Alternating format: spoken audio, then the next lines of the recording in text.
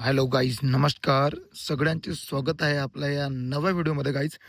आज आपण जाणून घेणार आहे की बघा, सोबत जे हळद पीक आहे, बरेच शेतकरी आज हळद या पिकाचं उत्पन्न घ्यायला लागलेले आहेत. आणि या वर्षी मागचे म्हणजे मागचा वर्ष झालं, हे वर्ष झालं, त्यानंतर भविष्यात पुढच्या वर्षी झालं, शेतकरी हळद पिकाकडे वळणार आहे. कारण त्याला खूप आहे. कारण या पिकामध्ये जे काही तुमचं इन्कम आहे ते खरंच नक्कीच जास्त आहे बाकीच्या पिकांपेक्षा.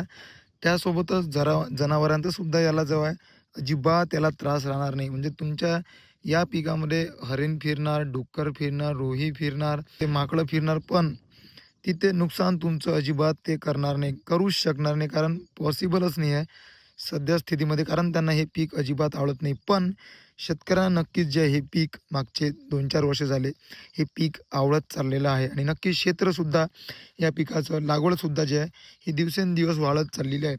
तर कसं आहे, खूप साऱ्या शेतकऱ्यांची हळद बघतो, यावेळीसुद्धा बघितले मी. अ, हळदीमध्ये बरेचसे असे शेतकऱ्यांचे प्रॉब्लेम येत आहे. कारण नवीन आहे आणि त्याला अति काहीतरी आपण एक्स्ट्रा ओव्हरडोस करून आपण करायला बघतो, किंवा त्यामध्ये प्रॉपर अंतरमध्ये म्हणा, प्रॉपर मशागत म्हणा, प्रॉपर त्यामध्ये बेसल डोस काय टाकावं, शेणखत कशा प्रकारे टाकावं, अशा बऱ्याच साऱ्या खूप गोष्टी आहे.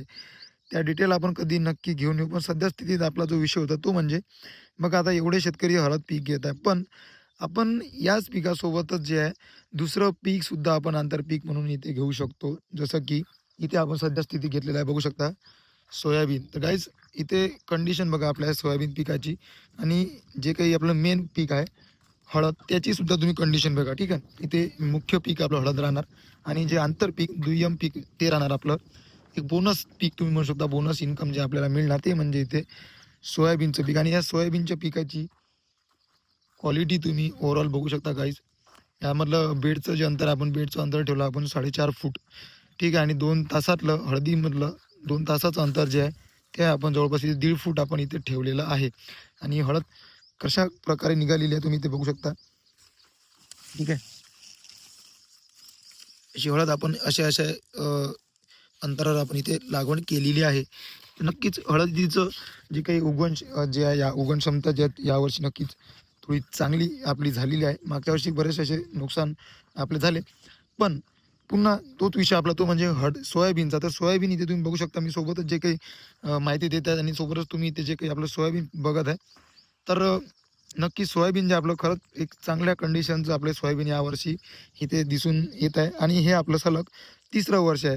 शेतकऱ्यांचे बरेच प्रश्न असतात की सोयाबीनमुळे हळदीचं उत्पन्न कमी होणार का, किंवा हळदीला काही त्रास होणार का? बघा, माझ्या मते तरी मित्रांनो, हळदीला नक्कीच थोडाफार प्रमाणात 5 ना 10% इथे नुकसान होऊ शकते. आता शेतकरी म्हणाल कशाप्रकारे? तर कशाप्रकारे म्हणजे बघा, जे काही आपण याला खत, बेसल डोस वगैरे देतो. कारण हे पीक जे आहे हे लवकर कव्हर होणारं पीक आहे. 80-90 दिवसामध्ये हे परिपक्व होऊन जाते सोयाबीन. तर जे काही बेसल डोस आपण देतो, किंवा 90 दिवसाचं हे पीक आहे, तर 60-70 दिवसापर्यंत 2 महिन्यापर्यंत आपण जे काही खत देतो, फर्टिलायझर देतो, ते फर्टिलायझर म्हणा किंवा स्प्रेइंग म्हणा, तर नक्कीच ते म्हणजे आपण असं म्हणायला पाहिजे की 50-50% दोन्ही पिकांनी घ्यायला पाहिजे. पण तिथे काय होऊ शकते, तिथे 75% सोयाबीन घेऊ शकते आणि 25% तिथे जे काही अन्नद्रव्य आहे, किंवा जो स्प्रे करतो, आपण फवारा करतो, त्याचा फायदा जो आहे हा तो 75% आपल्या सोयाबीनला होऊ शकतो. 25% तिथं हळद पीक ही इग्नोर होऊ शकते. बट फायदा कधी आपला होईल, जेव्हा सोयाबीन पीक आपलं निघून जाणार. म्हणतात की सोयाबीन या पिकाला जे आपण गाठी म्हणतो ना, ती गाठी असतात, ती नत्राच्या गाठी असतात, रायझोबियमच्या गाठी. ठीक आहे, तर त्या गाठी सोयाबीन पीक निघून गेल्यानंतर ते जमिनीमध्ये फिक्स होतात. आणि नंतर ते गाठीचं जे काही नत्र आहे, ते नत्र जे फिक्सेशन होते जमिनीमध्ये, ते नत्र नक्कीच आपल्या हळद पिकाला तिथे फायद्याला येते. हा सुद्धा त्यामधला एक मोठा अभ्यास आहे. तो बऱ्याच शेतकऱ्यांच्या लक्षात येणार नाही, पण तो आपण ऑब्झर्व्ह केला आहे. मागच्या 3 वर्ष झाले आपण हे पीक जे आपण सलग यामध्ये घेत आहे.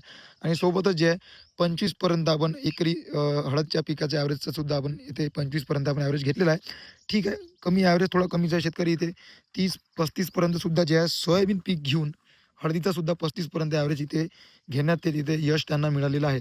मग नक्कीच भविष्यात सुद्धा आपण ट्राय करू. यावर्षी सुद्धा आपण चांगलं उत्पन्न घेण्याचं हळद पिकाचं नक्कीच ट्राय करणार आहे. कारण आपण यामध्ये थोडंसं नियोजन पहिले सुरुवातीला प्रॉपर केलं आहे. शेणखत वगैरे टाकलं, बेसल डोस थोड्या प्रमाणात टाकला आणि आता इथे सुद्धा ड्रिपने चांगल्या प्रकारे इथे खतं आपण फर्टिगेशन जे काही आहे ते आपण देणार आहोत.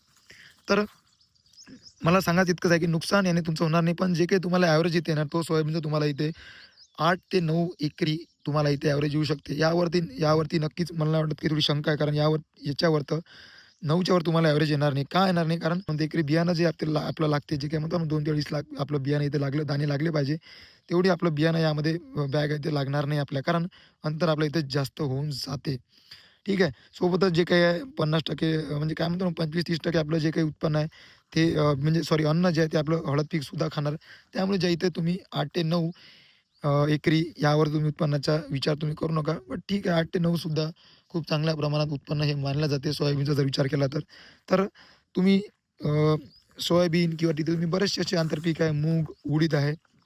जे शॉर्टमध्ये निघणार, शॉर्ट कालावधी त्याचा आहे, तसे तुम्ही इथे आंतरपीक घेऊ शकता. काही शेतकरी मिरची यामध्ये लावण्याचा प्रयत्न करतात, झेंडू वगैरे हे ते हे थोडंसं चुकीचं जे आंतरपीक आपण इथे माझ्या मते तरी आहे. कारण मिरची जी आहे, हे आपण स्पेशल लावलं, स्पेशलच आपण इथे चांगलं संगोपन केलं. बघा आपली मिरचीसुद्धा आहे या कंडिशनची. स्पेशल लावलं तेव्हाच तिथे तुमचा चांगल्या प्रकारे तिथे फायदा होईल. तर तुम्ही इथे सोयाबीन, मूग, उडीद, सांभार झाला, पालक झाली, अशा प्रकारची पिके तुम्ही शॉर्ट टर्मवाले, शॉर्ट कालावधीवाले तुम्ही इथे पिकं घेऊ शकता. सध्या स्थितीमध्ये आपल्या सोयाबीनची कंडिशन बघा. हे बघा माल तुम्ही बघा, मालधारणा किती किती कडक झालेली आहे तुम्ही बघू शकता. आता कॅमेरामध्ये प्रॉपर दिसणार नाही आणि ॲक्च्युअल पूर्ण शेंगाही सुद्धा पकडलेला नाही. एकच झाड नाही, प्रत्येक झाडाला जी आहे हीच कंडिशन आहे. ठीक आहे. आणि यावर्षी सुद्धा आपल्याला नक्कीच 7च्या वर तर एकरी ॲव्हरेज सोयाबीनसुद्धा देणार आणि नक्कीच आपण 25च्या वर सुद्धा हळदीचा ॲव्हरेज घेण्याचा नक्कीच प्रयत्न करू. मित्रांनो, माहिती कशी वाटली नक्की सांगा. अजून काही शंका असेल नक्की कमेंटमध्ये टाईप करा आणि व्हिडिओला नक्की लाईक करा. चॅनल नक्की सबस्क्राईब करून घ्या. बेल आयकॉन प्रेस करा. व्हिडिओला जास्तीत जास्त शेअर करा. शेअर करा यार, कारण अशा माहिती प्रॅक्टिकल माहिती मला नाही वाटत कोणी देत असणार. धन्यवाद.